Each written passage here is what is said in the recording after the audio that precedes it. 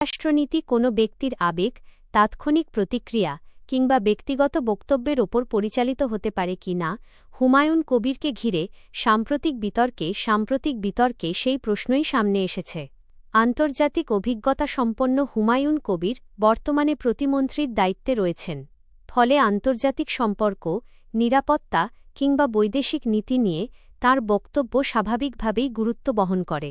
কিন্তু সমস্যা তৈরি হয় তখনই যখন একজন সরকারি দায়িত্বশীল ব্যক্তির বক্তব্যকে ব্যক্তিগত মতো নাকি রাষ্ট্রীয় অবস্থান তা স্পষ্টভাবে বোঝা যায় না। সম্প্রতি তাঁর ব্রিটিশ নাগরিকত্ব নিয়ে প্রশ্ন উঠেছে।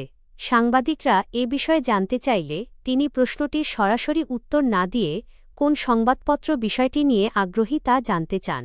একই সঙ্গে ২০০৮ সালের রাজনৈতিক পরিস্থিতি এবং মঈনুদ্দিন ফখরুদ্দিনের তত্ত্বাবধায়ক সরকারের প্রসঙ্গ টেনে তাঁর মন্তব্য নিয়ে সমালোচনা তৈরি হয়েছে। এখানে মূল প্রশ্ন খুবই সহজ, একজন সরকারি কর্মকর্তাকে করা তথ্যভিত্তিক প্রশ্নের উত্তর কি নথি দিয়ে দেওয়া উচিত নয়? নাগরিকত্বের বিষয়টি যদি সত্যিই পরিষ্কার থাকে তাহলে সংশ্লিষ্ট নথি প্রকাশ করলেই বিতর্কের অবসান হতে পারে। সাংবাদিকের প্রশ্নকে রাজনৈতিক আক্রমণ হিসেবে না দেখে তথ্য দিয়ে উত্তর দেওয়াই হতে পারে সবচেয়ে কার্যকর জবাব। তবে বিতর্কের আরও গুরুত্বপূর্ণ জায়গা রয়েছে বাংলাদেশের পররাষ্ট্রনীতি। সৌদি আরব, তুরস্ক ও পাকিস্তানের মধ্যে মক্কা যৌথ প্রতিরক্ষা চুক্তি নিয়ে হুমায়ুন কবির বলেছেন, বাংলাদেশ এ বিষয়ে আগ্রহ প্রকাশ করেছে। কিন্তু বাংলাদেশের পক্ষ থেকে ওই চুক্তিতে যোগ দেওয়ার আনুষ্ঠানিক সিদ্ধান্ত হয়েছে কিনা তা নিয়ে প্রশ্ন রয়েছে। তাহলে বিষয়টি পরিষ্কার করা জরুরি, এটি কি সরকারের সিদ্ধান্ত নাকি একজন প্রতিমন্ত্রীর ব্যক্তিগত মূল্যায়ন? কারণ আন্তর্জাতিক কূটনীতিতে একজন দায়িত্বশীল ব্যক্তির একটি বক্তব্য অন্য রাষ্ট্রের কাছে বাংলাদেশের অবস্থানের বার্তা হিসেবে বিবেচিত হতে পারে। বাংলাদেশ দীর্ঘদিন ধরে সবার সঙ্গে বন্ধুত্ব, কারও সঙ্গে বৈরিতা নয় নীতির মাধ্যমে ভারসাম্যপূর্ণ পররাষ্ট্রনীতি অনুসরণ করে আসছে। সময়ের সঙ্গে নিরাপত্তা ও জাতীয় স্বার্থের বাস্তবতা বদলালে নীতিতেও পরিবর্তন আসতে পারে, কিন্তু সেই পরিবর্তন অবশ্যই প্রাতিষ্ঠানিক আলোচনা ও রাষ্ট্রীয় সিদ্ধান্তের মাধ্যমে হওয়া উচিত। ভারতের সঙ্গে সম্পর্কের ক্ষেত্রেও একই বিষয় প্রযোজ্য।